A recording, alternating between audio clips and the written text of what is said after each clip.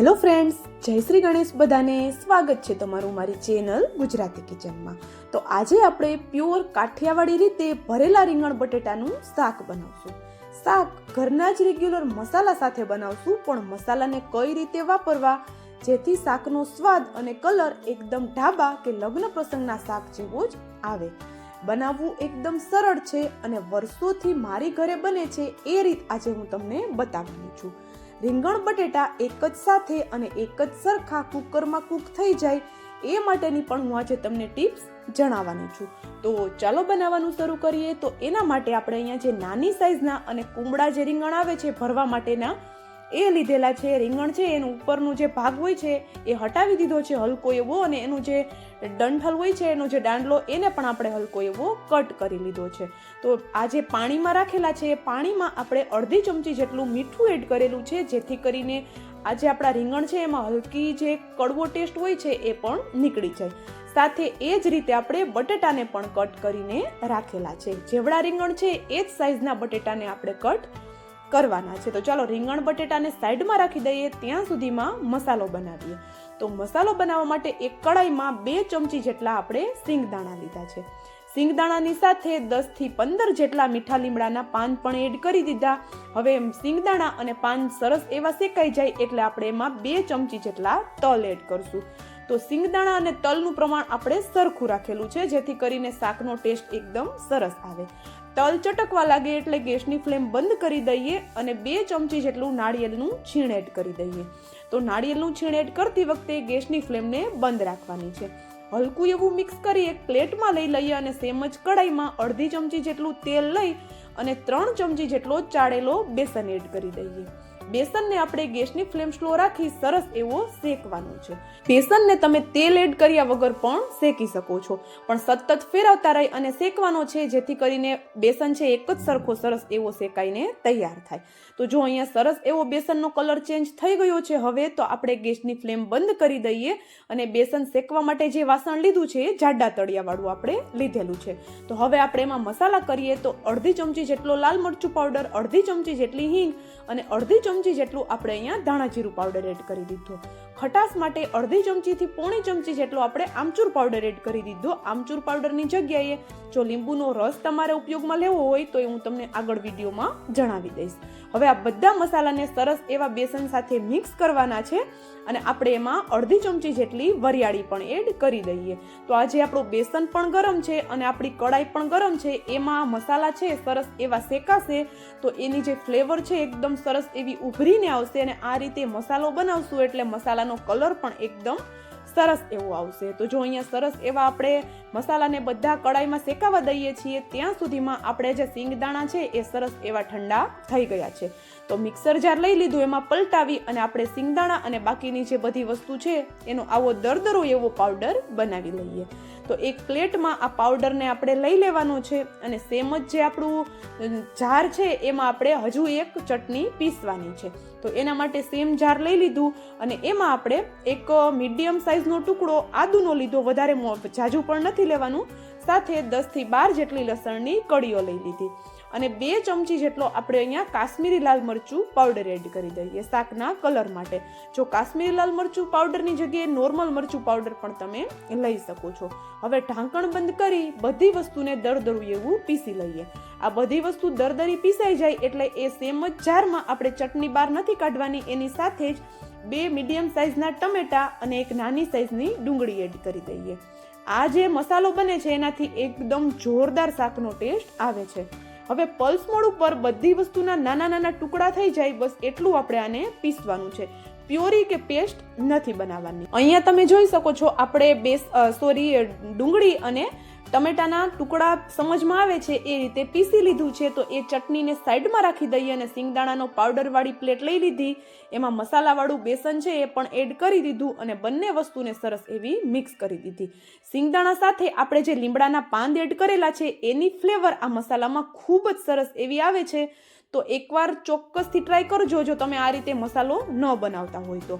તો અહીંયા આપણે 1 ચમચી જેટલો ગોળ એડ કરી દીધો. ગોળની જગ્યાએ 1 ચમચી જેટલી ખાંડ પણ એડ કરી શકો છો.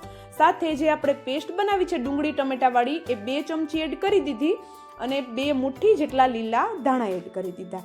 અડધી ચમચી જેટલું તેલ એડ કરી દઈએ અને આ બધી વસ્તુને સરસ એવું મિક્સ કરવાનું છે.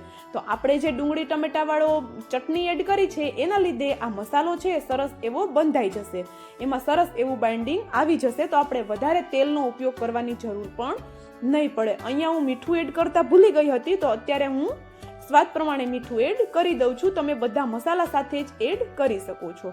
અહીંયા હવે આપણે સરસ એવો મસાલાને મિક્સ કરી દઈએ અને આ જે કાઠિયાવાડી શાકનો મસાલો હોય છે એમાં બધી વસ્તુ ચડિયાતી હોય છે, મતલબ કે ખાટો મીઠો તીખો બધો ટેસ્ટ ચડિયાતો હોય છે, તો જ મસાલો ખાવામાં ટેસ્ટી લાગે છે. તો જો મુઠ્ઠી વાળીને જોવાનું છે, મસાલો છે સરસ એવો બંધાઈ જાય છે, એનો મતલબ છે કે આપણો મસાલો અહીંયા પરફેક્ટ એવો થઈ ગયો છે. મસાલો આવો બંધાવવો જોઈએ તો જ રીંગણમાં અને બટેટામાં મસાલો રહેશે, નહીતર ગ્રેવીમાં જઈને છૂટો પડી જશે. હવે મસાલો રેડી છે તો આપણે એને ભરી લઈએ. તો આ જે પાણીમાં રીંગણ રાખ્યા છે એને આવી રીતે મુઠ્ઠીમાં લઈ અને સરસ એવા એનું પાણી હટાવી દેવાનું છે અને પછી જ આપણે એમાં મસાલો ભરવાનો છે. તો અહીંયા આપણે સરસ એવો મસાલાને એકદમ પ્રેસ કરી અને રીંગણ અને બટેટામાં ભરી લેવાનો છે. તો ચાલો અહીંયા હું તમને રીંગણ બટેટામાં મસાલો ભરી અને પછી બતાવું છું. ત્યાં સુધીમાં વિડીયો જો તમને થોડો પણ પસંદ આવતો હોય તો વિડીયોને લાઇક, શેર અને ચેનલ પર નવા હોય તો જલ્દીથી ચેનલને સબસ્ક્રાઇબ કરી દેજો. સાથે જ મને કોમેન્ટ કરીને પણ જરૂરથી જણાવજો કે તમને મારો આ કાઠિયાવાડી ભરેલા શાકનો વિડીયો કેવો લાગ્યો. તો જો અહીંયા બધો આપણા રીંગણ બટેટા ભરાઈ ગયા, એમાંથી આપણો આટલો મસાલો બચી ગયો છે અને થોડો મસાલો તો આપણે બચાવવાનો જ છે, કારણ કે આપણે જે ગ્રેવી બનાવશું તેમાં આપણે એનો ઉપયોગ કરવાનો છે. તો ચાલો બધું રેડી છે. તો હવે આપણે અહીંયા એક પ્રેશર કુકર લઈ લીધું અને પ્રેશર કુકરમાં 2 ચમચા જેટલું આપણે તેલ એડ કરી દઈએ. તેલ ગરમ થાય એટલે રાઈ, જીરું અને હિંગનો વઘાર કરી લઈએ. અને આપણે અહીંયા હવે જે બટેટા અને રીંગણ ભરીને રાખ્યા છે એમાંથી બટેટા છે આપણે તેલમાં એડ કરવાના છે, રીંગણ અત્યારે એડ નથી કરવાના. તો ઘણા લોકો રીંગણ બટેટાનું જ્યારે સાથે શાક બનાવતા હોય ત્યારે છે એ રીંગણ એકદમ મેશ થઈ જતા હોય છે અને બટેટા કૂક નથી થતા હોતા. તો જો આ રીતે બનાવશો એટલે પરફેક્ટ એવા તમારા રીંગણ અને બટેટા એક જ સાથે સરસ એવા કૂક થઈને રેડી થઈ જશે. તો જો તેલમાં આપણે સરસ એવા બટેટાને સંતળાવા દેવાના છે. બટેટા ઉપર હલકું એવું કોટિંગ આવી જાય, એક ક્રિસ્પી થઈ જાય બટેટું હલકું એવું, પછી જ આપણે રીંગણ એડ કરવાના છે. તો આ રીતે શાક બનાવશું એટલે પરફેક્ટ એવું આપણું શાક બનીને તૈયાર થશે. તો અહીંયા મેં રીંગણ પણ એડ કરી દીધા અને સરસ એવા તેલ સાથે રીંગણને પણ આપણે મિક્સ કરી દીધા. હવે થોડી વાર માટે રીંગણને પણ સંતળાવા દઈશું તેલ સાથે અને પછી આપણે જે બનાવેલી પેસ્ટ છે ડુંગળી ટમેટા વાળી તે એડ કરી દઈએ. તો આ જે મસાલો છે ડુંગળી ટમેટા વાળો, એનાથી આપણા જે મસાલો અંદર ભરવાનો છે એનો સ્વાદ પણ સરસ આવશે, સાથે જ શાકની ગ્રેવી પણ એકદમ સરસ બનશે. તો અહીંયા આપણે મસાલો છે એને પણ સરસ એવો હળવા હાથે આપણા રીંગણ બટેટા સાથે મિક્સ કરી દઈએ અને આવું કરવાથી શાકનો કલર પણ એકદમ સરસ આવશે. તો જો અહીંયા આપણે મિક્સ કરી દીધું અને અત્યારથી જ શાક જોવામાં એકદમ સરસ જોરદાર ટેસ્ટી એવું લાગે છે આપને. તો હવે આપણે થોડી વાર માટે હજુ આને તેલમાં થવા દઈએ. ઉપરથી આપણે એને કવર કરી દીધું અને 1 થી 2 મિનિટ માટે મસાલામાં આપણે આ બધી વસ્તુને થવા દીધી. તો સરસ એવી સુગંધ આવવા લાગી છે અને શાકમાંથી તેલ પણ છૂટું પડવા લાગ્યું છે. તો આપણે એને એક વખત સરસ એવું હળવા હાથે મિક્સ કરી દઈએ અને બાકીના જે મસાલા બાકી છે એ પણ આપણે કરી લઈએ. તો મસાલા છે અત્યારે આપણે હલકા જ એડ કરવાના છે. તો હલકું એવું આપણે મીઠું એડ કરી દીધું, મસાલામાં પણ આપણે મીઠું એડ કરેલું છે.